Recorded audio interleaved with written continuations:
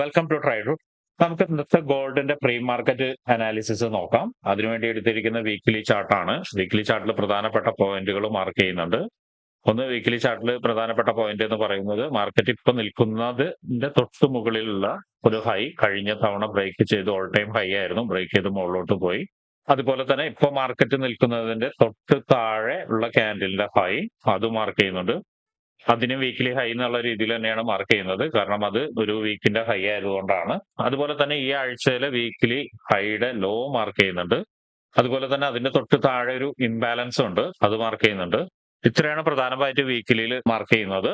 വീക്കിലിയിൽ mark ചെയ്യാനുള്ള പ്രധാന കാരണം എന്താണെന്ന് വെച്ചിട്ടുണ്ടെങ്കിൽ, എന്നും ഡെയിലി ആണ് നമ്മൾ മാർക്ക് ചെയ്ത് തുടങ്ങാറ്. ഇന്ന് വീക്കിലിയിൽ മാർക്ക് ചെയ്യാനുള്ള പ്രധാന കാരണം എന്താണെന്ന് വെച്ചാൽ വെള്ളിയാഴ്ചയാണ്. മാത്രമല്ല ഇന്നലെ നൈറ്റിലും ഇന്ന് ഏഷ്യൻ മാർക്കറ്റ് ഓപ്പൺ ചെയ്യുന്ന സമയത്ത് നല്ലൊരു രീതിയിലുള്ള ബെയറിഷ് വന്നിട്ടുണ്ട്. അത് എവിടം വരെ വരുമെന്നുള്ളത് മനസ്സിലാക്കാൻ വേണ്ടിയിട്ടാണ് വീക്കിലിയിൽ മാർക്ക് ചെയ്തത്. എനിവേ, നമുക്കിനി ഡേയിലേക്ക് പോവാം. ഡേയിലേക്ക് പോയി കഴിഞ്ഞിട്ട് ഡേയിലെ പ്രധാനപ്പെട്ട ഏരിയകൾ കൂടി മാർക്ക് ചെയ്യാനുണ്ട്. ഡേയിലെ പ്രധാനപ്പെട്ട ഏരിയകൾ മാർക്ക് ചെയ്യുന്നതിനേക്കാൾ മുന്നേ നമ്മൾ നേരത്തെ മാർക്ക് ചെയ്ത് കഴിഞ്ഞാൽ വീക്കിലിയിൽ നിന്ന് വീക്കിലി ഹൈ ഒരു സപ്പോർട്ട് എടുത്തിട്ട് മാർക്കറ്റ് മുകളിലേക്ക് പോകാനുള്ള ഒരു ശ്രമം നടത്തുന്നുണ്ട്. അത് മുകളിലേക്ക് പോവോ അതോ താഴോട്ടേക്ക് വരുമോ എന്നുള്ളത് ഇപ്പൊ നമുക്ക് കൃത്യമായിട്ട് പറയാൻ പറ്റില്ല. എന്നിരുന്നാലും നമ്മൾ പ്രധാനമായ പോയിന്റ്സുകൾ മാർക്ക് ചെയ്യുന്നുണ്ട്. ആദ്യമായിട്ട് മാർക്ക് ചെയ്യുന്ന റെസിസ്റ്റൻസ് ആണ്. റെസിസ്റ്റൻസ് ഓൾ ടൈം ഹൈ ക്യാൻഡിലാണ് മാർക്ക് ചെയ്യുന്നത്. ഇനി മാർക്ക് ചെയ്യുന്നത് ഒരു സപ്പോർട്ടാണ്. സപ്പോർട്ട് ഒരു ബ്ലാക്ക് ക്യാൻഡിൽ, ഇതിന്റെ ഇടയിലുള്ള ഒരു ബെയറിഷ് ക്യാൻഡിലിനെയാണ് മാർക്ക് ചെയ്യുന്നത്. അതിന് തൊട്ട് താഴെ ഒരു സപ്പോർട്ടും കൂടിയുണ്ട്, അതിനെ മാർക്ക് ചെയ്യുന്നുണ്ട്. അതിനെ മാർക്ക് ചെയ്യാനുള്ള കാരണം നേരത്തെ പറഞ്ഞ പോലെ തന്നെ വീക്കിലി ഒരു ഇംബാലൻസ് ഉണ്ടായിരുന്നു അവിടെ. ഓൾറെഡി ഡേയിലേക്ക് നോക്കുന്ന സമയത്ത് അത് എടുത്തു പോയിട്ടുണ്ട്. അപ്പൊ അങ്ങോട്ട് വരുമോ എന്നുള്ളത് നമുക്ക് ഇപ്പോഴും പറയാനായിട്ടില്ല. ഇത്രയാണ് ഡേ ക്യാൻഡിൽ മാർക്ക് ചെയ്യുന്നത്. ഡേ ക്യാൻഡിൽ നോക്കുന്ന സമയത്ത് ഒരു ക്ലിയർ ആയിട്ടുള്ള പ്രീസെഷൻ തന്നിട്ടുണ്ട്. കഴിഞ്ഞ തവണ പറഞ്ഞതുപോലെ തന്നെ മാർക്കറ്റ് ഓൾ ടൈം ഹൈനെ ബ്രേക്ക് ചെയ്ത് ഇതൊരു പുൾ ബാക്ക് ആവാനാണ് കൂടുതൽ സാധ്യത. അങ്ങനെയാണെങ്കിൽ ഇപ്പൊ നിൽക്കുന്ന മാർക്കറ്റ് ഇപ്പൊ നിൽക്കുന്ന ഏരിയയിൽ നിന്ന് മുകളിലോട്ടോ അല്ലെങ്കിൽ താഴോട്ടേക്ക് സപ്പോർട്ട് എടുത്തിട്ട് ഈ ഒരു ഏരിയയിലേക്ക് വന്നിട്ട് പോകാനാണ് സാധ്യത കാണുന്നത്. എന്തായാലും നമുക്ക് ഇന്നത്തെ സാധ്യതകൾ നോക്കാൻ വേണ്ടിയിട്ട് ചെറിയ ടൈം ഫ്രെയിമിലേക്ക് പോവാം. ചെറിയ ടൈം ഫ്രെയിമിലേക്ക് പോകുന്നതിന് മുന്നേ നമുക്ക് ഇന്നത്തെ പ്രധാനപ്പെട്ട ന്യൂസുകൾ എന്തൊക്കെയാണെന്നുള്ളത് നോക്കാം. ഇന്നത്തെ പ്രധാനപ്പെട്ട ന്യൂസുകൾ വരുന്ന ഒന്ന് GBP-യിലാണ്, മറ്റൊന്ന് CAD-ലാണ് വരുന്നത്. USD-യിൽ വരുന്നില്ല. അപ്പൊ കാര്യമായിട്ട് ഗോൾഡിനെ ഇമ്പാക്ട് ചെയ്യുന്ന ന്യൂസുകളൊന്നും വരുന്നില്ല. എന്നിരുന്നാലും നമുക്ക് കറൻസി ന്യൂസുകളൊന്നും നോക്കാം. GBP-യിലുള്ള ന്യൂസ് എന്താണ്? റീറ്റെയിൽ സെയിൽസ് മന്ത്ലിയാണ് വരുന്നത്. അതിന്റെ പ്രീവിയസ് വന്നിരുന്ന 2.9 ആയിരുന്നു. ഫോർകാസ്റ്റ് വളരെ ചെറുത് ഒരു ഫിഗർ ആണ് വന്നിരിക്കുന്നത്, 0.6. അത് -0.6 ആണ് വന്നിരിക്കുന്നത്. അതിന്റെ യൂഷ്വൽ എഫക്ട് വരുന്ന actual greater than forecast is good for currency എന്നാണ്. അതായത് ഫോർകാസ്റ്റിനേക്കാൾ മുകളിൽ ഒരു ഫിഗർ വരികയാണെങ്കിൽ കറൻസി നന്നായിരിക്കും, അല്ലെങ്കിൽ കറൻസിക്ക് നന്നായിരിക്കും എന്നാണ് പറയുന്നത്. പക്ഷെ പ്രീവിയസ് ഇരിക്കുന്നത് വലിയൊരു ഫിഗർ ആണ്. അപ്പൊ എത്രത്തോളം വരും എന്നുള്ളത് നമുക്ക് കൃത്യമായിട്ട് പറയാൻ കഴിയില്ല. ഫോർകാസ്റ്റ് വരികയാണെങ്കിൽ തന്നെ പ്രീവിയസിന്റെ അടുത്തോട്ട് വരിക അല്ലെങ്കിൽ പ്രീവിയസിന്റെ മുകളിലോട്ട് വരിക വേണ്ടി വരും. പിന്നെ CAD-ആണ്. CAD-ൽ കോർ സെയിൽസ് വരുന്നുണ്ട്, കോർ സെയിൽസ് മന്ത്ലി വരുന്നുണ്ട്. അതുപോലെ തന്നെ റീറ്റെയിൽ സെയിൽസ് മന്ത്ലി വരുന്നുണ്ട്. CAD-ലും ഈ പറഞ്ഞ പോലെ തന്നെ പ്രീവിയസ് 1.8 ആയിരുന്നു. ഫോർകാസ്റ്റ് വരുന്നത് -0.5% ആണ്. അതും actual greater than forecast is good for currency ആണ്. അത് നേരത്തെ പറഞ്ഞ അതേ യൂഷ്വൽ ഇമ്പാക്ട് തന്നെയാണ് ഉണ്ടാക്കുന്നത്. 6 മണിക്കാണ്, ഇന്ത്യൻ സമയം 6 മണിക്കാണ്. ആ ഒരു സമയത്താണ് ന്യൂയോർക്ക് മാർക്കറ്റ് ഓപ്പൺ ചെയ്യുന്നത്. പ്രത്യേകിച്ചും ന്യൂയോർക്ക് മാർക്കറ്റ് ഓപ്പൺ ചെയ്യുന്ന സമയത്ത് ന്യൂസുകൾ വരികയാണെങ്കിൽ വളറ്റൈൽ വളരെ കൂടുതലായിരിക്കും. സ്റ്റോപ്പ് ലോസ് അടിക്കാനുള്ള സാധ്യത വളരെ കൂടുതലാണ്. അതുകൊണ്ട് ആ ഒരു സമയത്ത് എല്ലാവരും ട്രേഡിൽ നിന്ന് മാറി നിൽക്കുക.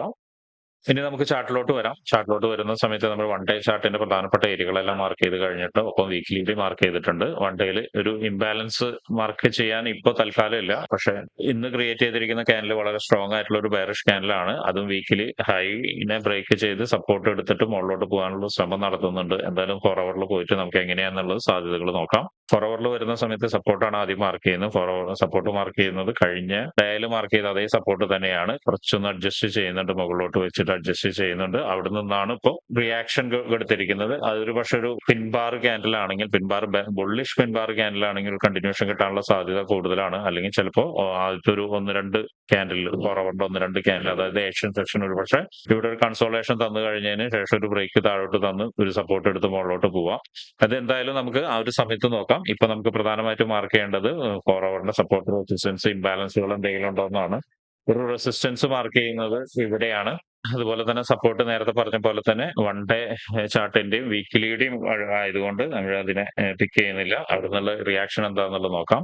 ഇനി 4 ഹവറിൽ വരുന്ന മറ്റൊരു റെസിസ്റ്റൻസ് ഏരിയ എന്ന് പറയുന്നത് ഈ ഒരു ഏരിയയും കൂടി റെസിസ്റ്റൻസ് ഏരിയ ആണ്. ക്ലിയർ ആയിട്ട് വരുന്ന റെസിസ്റ്റൻസ് ഏരിയ ആണ്. അവിടുത്തെ ഒരു പ്രത്യേകത എന്താണെന്ന് വെച്ചിട്ടുണ്ടെങ്കിൽ അവിടെ ഒരു ഇംബാലൻസും കൂടിയുണ്ട്. അപ്പൊ ആ ഇംബാലൻസിനെ കൂടിയിട്ട് മാർക്ക് ചെയ്യുന്നുണ്ട്.